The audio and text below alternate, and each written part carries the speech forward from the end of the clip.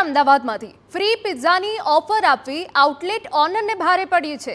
ફ્રીમાં પિઝા આપવા દરમિયાન જાહેરમાં કચરો ફેંકવા બદલ કાર્યવાહી થઈ। પ્રહલાદનગરમાં મફતમાં પિઝા આપતા આઉટલેટને એએમસી સીલ કર્યું।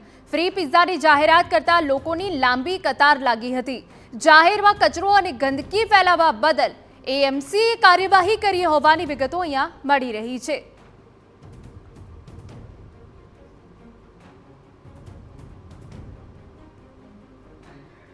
हमारा संवाददाता नरेंद्र राठौड़ વધુ વિગતે વાત કરવા જોડાયા છે। નરેન્દ્ર, પૂરી વિગત।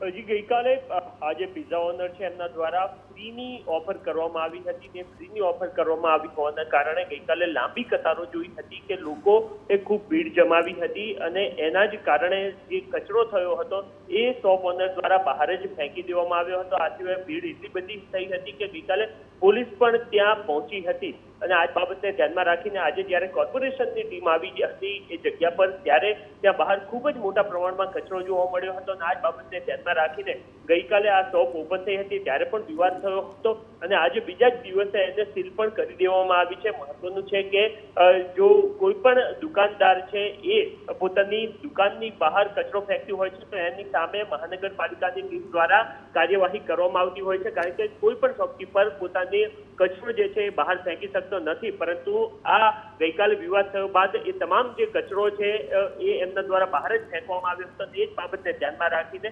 મહાનગરપાલિકા એમને દંડ પણ ફટકાર્યો છે અને સાથે જ એ શોપ છે એને સીલ કરી દેવાઈ છે। જી બિલકુલ, આભાર નરેન્દ્ર તમામ વિગતો બદલ। તો જાહેરમાં કચરો ફેંકવા બદલ કાર્યવાહી થઈ છે। પ્રહલાદનગરમાં મફતમાં પિઝા આઉટલેટને એએમસીએ સીલ કર્યું।